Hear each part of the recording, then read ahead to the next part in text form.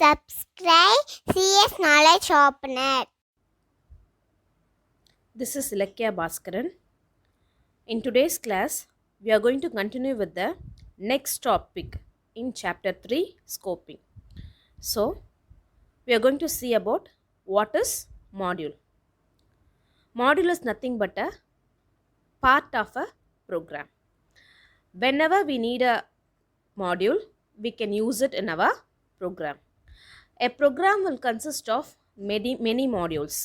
So, we can reuse it and we can reduce the code by using those modules. So using of modules in a programming concept is called as modular programming. So let us see what is module now. A module is a part of a program. Programs are composed of one or more independently developed modules. So module அப்படின்றது நான் முன்னாடி சொன்ன மாதிரி it is a part of a program. ஒரு ப்ரோக்ராமோடைய பகுதி தான் என்னது module. So அந்த மாடியூல்ஸ் வந்துட்டு என்னது இண்டிபெண்ட்டாக ஒர்க் ஆகும். ஸோ நமக்கு தேவைன்றப்போ அந்த மாடியூல் நம்ம என்ன பண்ணிக்கலாம், யூஸ் பண்ணிக்கலாம். ஒரு ப்ரோக்ராம்குள்ளே ஒரு மாடியூல் தான் இருக்கணுமான்னு கேட்டிங்கன்னா இல்லை. So a program can consist of one or more modules. எத்தனை மாடியூல்ஸ்னால் வச்சுக்கலாம். ஸோ அப்போ மாடியூல்னால் என்ன அப்படின்னு பார்த்தீங்கன்னா, இப்போது ஒரு ஈவெண்ட்டுன்னு நம்ம எடுத்துக்கிட்டால், ஒரு மேரேஜ் ஈவெண்ட்டுன்னு எடுத்துக்கிட்டால் அது ஒரு பெரிய ப்ராசஸ். ஸோ அது எல்லாமே வந்து ஒரே ஆளால் செய்ய முடியும், ஒரே பர்சனால் செய்ய முடியுமான்னு கேட்டிங்கன்னா கிடையாது. ஸோ அப்போ அந்த மேரேஜ் ஈவெண்ட்டுக்குரிய நிறைய ப்ராசஸை, நிறைய வேலையை நம்ம என்ன பண்ணுவோம், தனித்தனியாக ஸ்ப்ளிட் பண்ணி நிறைய பர்சன்கிட்ட கொடுப்போம். ஸோ அவங்க என்ன பண்ணுவாங்க, அவங்களுக்கு கொடுத்துருக்கிற வேலையை வந்து தனித்தனியாக செஞ்சு முடிப்பாங்க. ஸோ இப்போ ஓவராலாக அவங்க செஞ்சு முடிக்கிறப்ப தான் அந்த மேரேஜ் ஈவெண்ட்டுடைய சக்ஸஸ் இருக்குது. ஸோ அதே மாதிரி ஒரு ப்ரோக்ராமிங் லாங்குவேஜில் ஒரு ப்ராஜெக்ட்டுன்னு எடுத்துக்கிட்டிங்கன்னா அந்த ப்ராஜெக்ட்டுக்குரிய நிறைய வேலைகள் இருக்கும். ஸோ அப்போ அந்த வேலைகள் எல்லாமே நம்ம என்ன பண்ணுவோம், தனித்தனியாக பிரித்து வைப்போம். ஸோ அது என்ன, அது தனித்தனி சப் ப்ரோக்ராமர்ஸ், தனித்தனி மாடியூல்ஸாக பிரித்து ஒரு பர்சன்கிட்ட நம்ம கொடுத்து அதை என்ன பண்ணுவோம், ஒர்க் பண்ண சொல்லுவோம். ஸோ இந்த மாதிரி பண்ணுறதால என்ன நடக்குதுன்னு பார்த்தீங்கன்னா, வேலையும் சீக்கிரமாக முடியும். ஒரு பர்சன் வந்து ஒவ்வொரு வேலையில் கான்சன்ட்ரேட் பண்ணுறதால அந்த வேலையோட எஃபெக்டிவ்னஸ் நல்லாயிருக்கும், எரர் ஃப்ரீயாக இருக்கும். அதில் நமக்கு எரர் இருந்தாலும் அதை டீபக் பண்ணுறதுக்கு நமக்கு ஈஸியாக இருக்கும். ஸோ அந்த மாடியூல்ஸ் எல்லாத்தையும் தனித்தனியாக முடிச்சுட்டு நம்ம எல்லாத்தையும் கம்பைன் பண்ணி ஒரு ப்ரோக்ராமாக இல்லை ஒரு ப்ராஜெக்டை நம்ம ரெடி பண்ணிக்கலாம். ஸோ அதில் நமக்கு எது தேவையோ அதை வச்சுக்கிட்டு, எந்த மாடியூல் நமக்கு தேவை அவசியமோ அதை வச்சுக்கிட்டு மீதி இருக்கிற மாடியூல்ஸை நம்ம விட்டுடலாம். ஸோ அப்போ அதை நம்ம எப்போ தேவையோ அதை நம்ம எப்போ தேவைனாலும் அதை நம்ம என்ன பண்ணிக்கலாம், யூஸ் பண்ணிக்கலாம். ஸோ இப்போ மாடியூல் அப்படின்றது ஒரு ஸ்பெசிஃபிக் ஃபங்க்ஷனோ இல்லை ஒரு சப் ப்ரோக்ராமோ ஒரு ப்ரொசீஜராகவோ நம்ம எடுத்துக்கலாம். ஸோ அந்த சப் ப்ரோக்ராம் இல்லை அந்த ஃபங்க்ஷனை நமக்கு எப்போ தேவையோ நம்ம என்ன பண்ணிக்கலாம், யூஸ் பண்ணிக்கலாம். ஸோ இதனால் என்ன யூஸ்ன்னு பார்த்தீங்கன்னா, நம்மளுடைய கோடோட சைஸ் வந்து ரெடியூஸ் ஆகுது. அதே மாதிரி ஏற்கனவே இருக்கிற மாடியூல்ஸை திரும்ப நம்ம நிறைய ப்ரோக்ராம்ஸ் யூஸ் பண்ணணும் அப்படின்னு நினைக்கிறப்போ அதை நம்ம என்ன பண்ணிக்கலாம், ரீயூஸ் பண்ணிக்கலாம். ஸோ திரும்ப அந்த கோடிங்கை நான் எழுதணும் அப்படின்ற அவசியம் கிடையாது. ஸோ இதுதான் வந்து மாடியுலர் ப்ரோக்ராமிங் கான்செப்ட். அப்போ மாடியூல் அப்படின்றது என்னென்னா, அது ஒரு ஃபங்க்ஷனாக இருக்கலாம், இல்லை ஒரு ப்ரொசீஜராக இருக்கலாம், அல்லது ஒரு சப் ப்ரோக்ராம் ஆர் சப் ரொட்டீனாக இருக்கலாம். ஸோ அதே மாதிரி ஒரு மாடியூல்குள்ளே ஒரு லைன் ஆஃப் ஸ்டேட்மெண்ட் தான் இருக்குமா அப்படின்னு கேட்டால், ஒரு சிங்கிள் லைன் தான் இருக்குமா, இல்லை நிறைய லைன்ஸ் இருக்கலாமா அப்படின்னு கேட்டால், module can contain one or more statements closely related to each other. So இப்போ அந்த ஒரு மாடியூல்குள்ளே அதுக்கு ரிலேட்டடான நிறைய ஸ்டேட்மெண்ட்ஸ் நம்ம என்ன பண்ணலாம், வச்சுக்கலாம். So that is what given in your second point. A single module can contain one or several statements closely related to each other.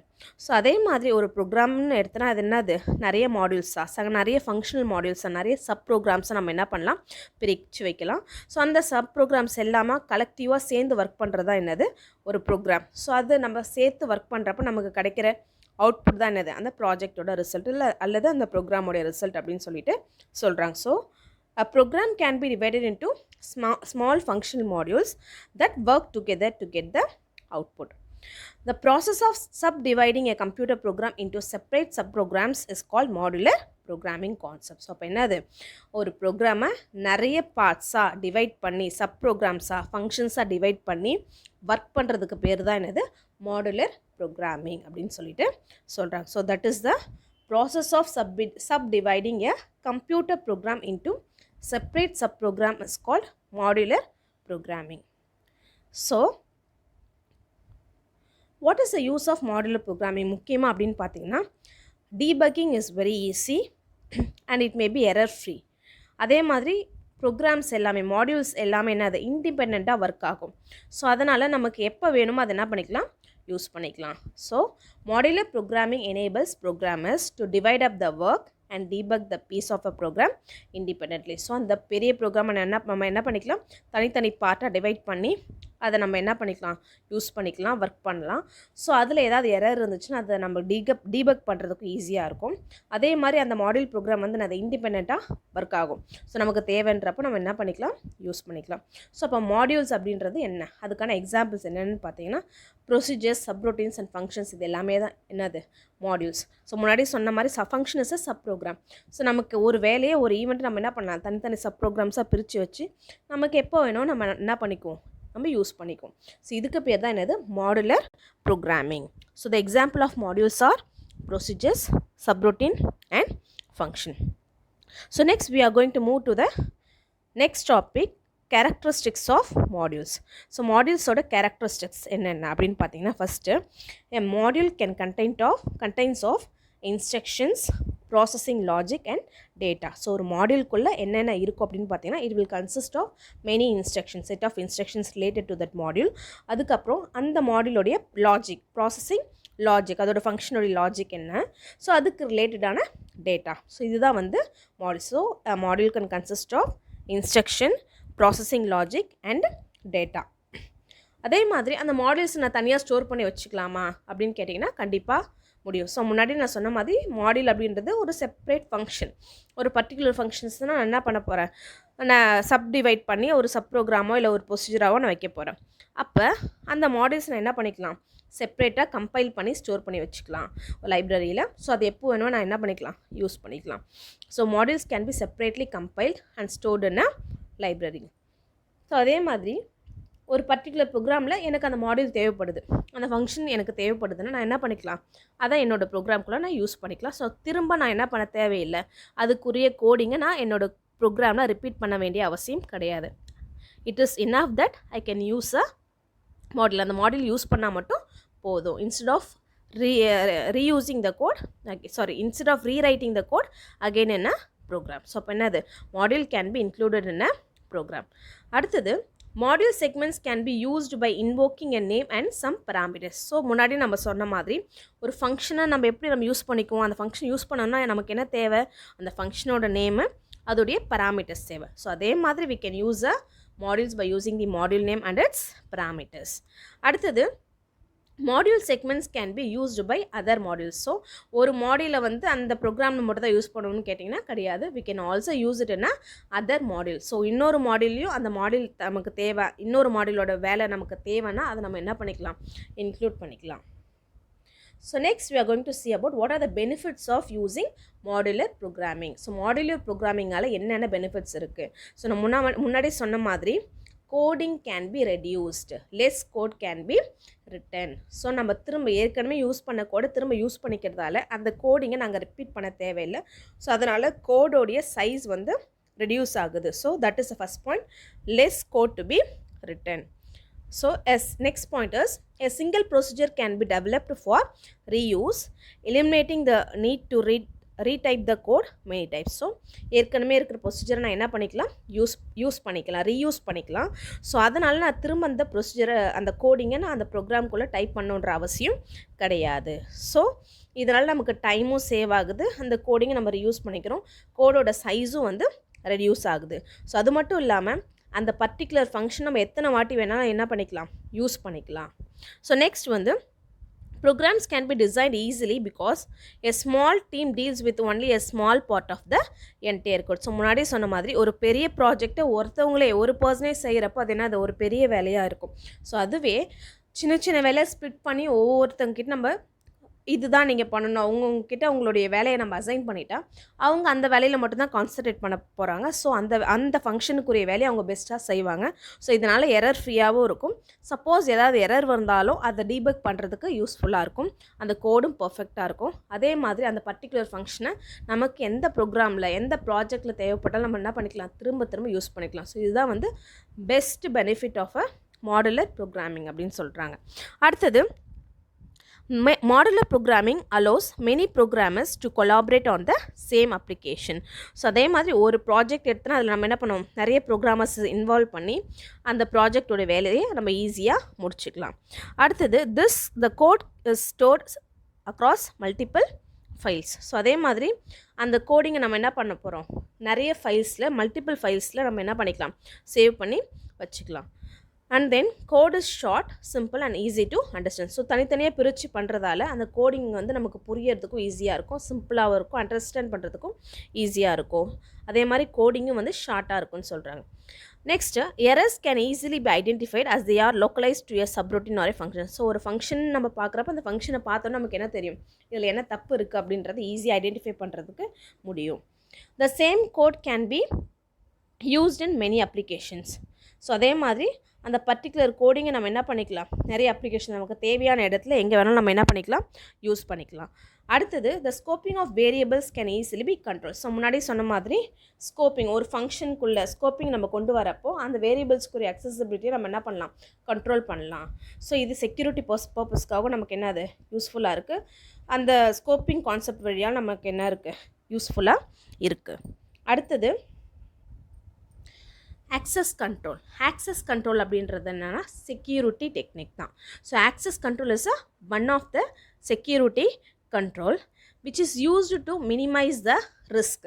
So இந்த ஆக்சஸ் கண்ட்ரோல் எதுக்கு யூஸ் பண்ணுறோன்னா, ரிஸ்க் கண்ட்ரோல் பண்ணுறதுக்காக, செக்யூரிட்டி பர்பஸ்க்காக தான் நம்ம யூஸ் பண்ணுறோம். So முன்னாடியே சொன்ன மாதிரி ஆக்சஸ் கண்ட்ரோல்ன்றது என்னென்னா, இந்த பர்சன் இந்த பொருளை தான் யூஸ் பண்ண முடியும்.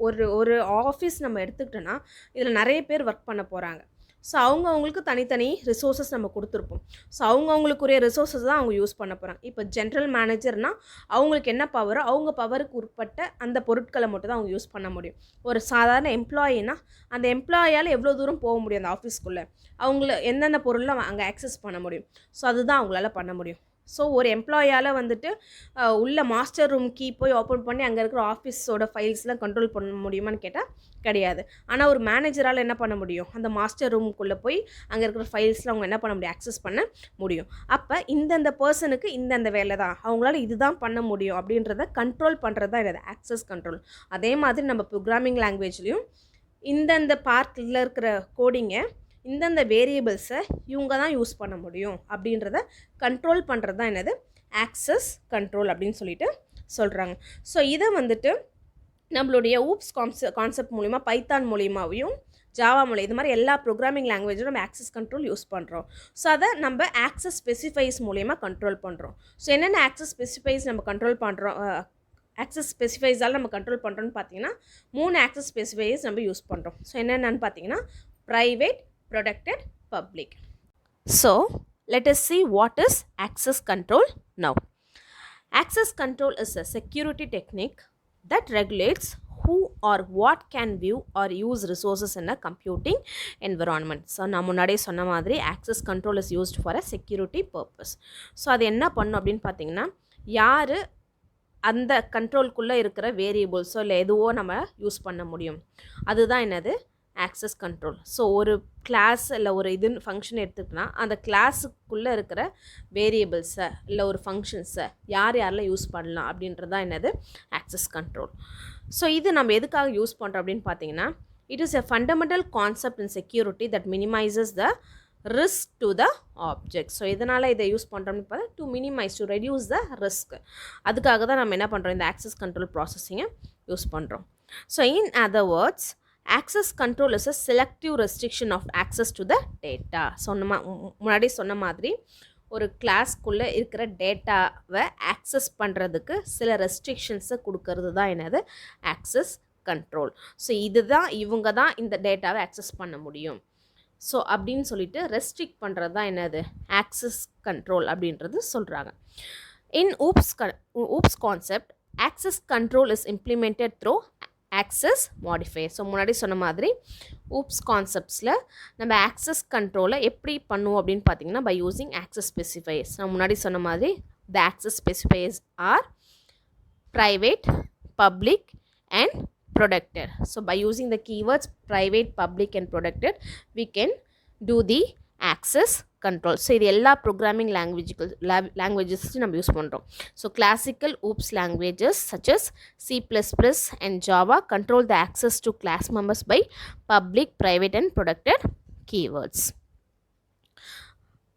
So what is the use of a private member? So private na enna, private members oda use enna appdin pathina, private members of a class are denied access from the outside of the class.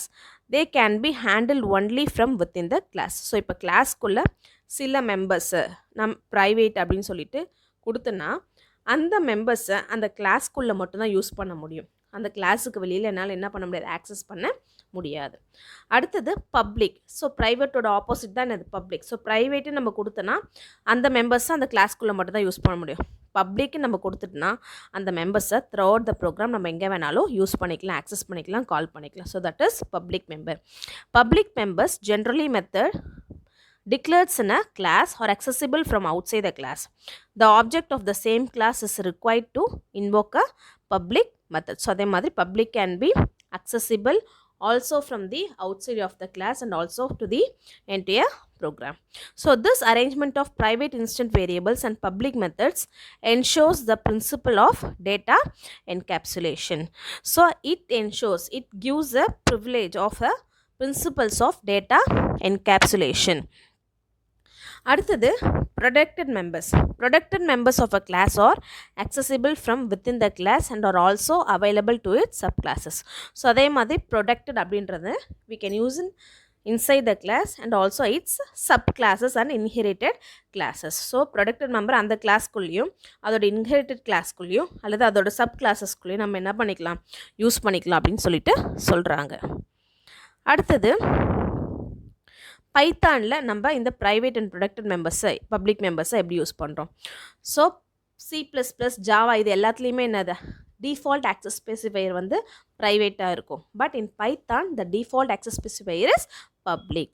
So அதை நம்ம ப்ரைவேட்டாவோ ப்ரொடெக்டடாவோ mention பண்ணணும்னு பார்த்தீங்கன்னா அதை நம்ம ரெண்டு விதமாக use பண்ணலாம். By using the underscores.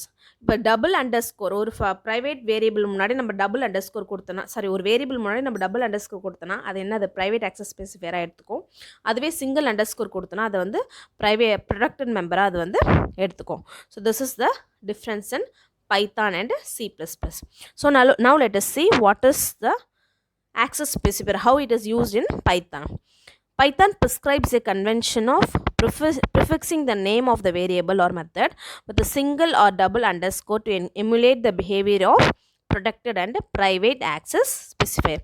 So இப்போ நம்ம Python programming languageல ஒரு பர்டிகுலர் வேரியபிளையோ இல்லை ஒரு மெத்தடையோ நான் ப்ரைவேட்டாவோ ப்ரொடக்டடாவோ கொடுக்கணும்னு ஆசைப்பட்டேன்னா அதை நான் எப்படி பண்ண முடியும்னு பார்த்தீங்கன்னா by using the underscore. If I am using the double underscore before a variable name, it is considered as a private member. If I am going to use a single underscore before a variable name, it is considered as a protected member. So next point, I have already told you that all the members by default it is considered as a public member in Python. So இதுவே Java C++ அப்படின்னு போகிறப்போ அது எல்லாமே என்னது, நமக்கு டிஃபால்ட்டாக நம்ம எதுவுமே கொடுக்கலனா அந்த மெம்பர் அது என்னவா எடுத்துக்கணும்னு கேட்டிங்கன்னா ப்ரைவேட்டாக எடுத்துக்கும். But in Python it is going to be a public member. So that is what given in your second point. All members in a Python class are public by default, whereas by default in C++ and Java they are private. Any member can be accessed from outside the class environment in Python, which is not possible in C++ and Java. So by default it is public in Python. So எல்லா மெம்பருமே வந்து டிஃபால்ட்டாக பப்ளிக்னு இருக்கிறதால we can access all the data outside of the class also. So அதுவே வந்து C++லையும் ஜாவாலையும் நம்ம பண்ணலாமான்னு கேட்டிங்கன்னா முடியாது. ஸோ அதை பப்ளிக்குன்னு அந்த வேரியபிள்ஸை நம்ம அல்லது அந்த மெத்தடை நம்ம பப்ளிக்குன்னு எக்ஸ்க்ளூசிவாக மென்ஷன் பண்ணால் மட்டுமே நம்ம என்ன பண்ண முடியும், யூஸ் பண்ண முடியும். எதுவுமே மென்ஷன் பண்ணாமல் ப்ரைவேட்டாக இருக்கிற வேரியபிள்ஸை நம்ம வெளியிலேருந்து ஆக்சஸ் பண்ண முடியாது. பட் நம்ம பைத்தானில் பண்ணலாம். ஏன்னா பைத்தானில் by default all the members are considers a public, public. அதே மாதிரி இதோட வந்து நம்மளுடைய தேர்ட் லெசனுடைய கான்செப்ட் எல்லாமே முடிஞ்சிருச்சு. உங்கள் எல்லாருக்கும் புரியும்னு நினைக்கிறேன். ஸோ இதுக்குரிய கண்டினியூட்டியாக இதோடைய அது எக்ஸ்ட்ரா கொஷின்ஸையும் புக் பேக் கொஷின்ஸையும் அதோடைய கொஷின் அண்ட் ஆன்சர்ஸ் மெட்டீரியல்ஸ் எல்லாமே வந்து உங்களுக்கு நெக்ஸ்ட் வீடியோவில் இருக்கும். ஸோ நான் உங்கள் எல்லாருக்கும் இந்த சேனல் பிடிச்சிருந்ததுன்னா லைக் பண்ணுங்கள், கமெண்ட் பண்ணுங்கள், ஷேர் பண்ணுங்கள், சப்ஸ்கிரைப் பண்ணுங்கள். தேங்க்யூ.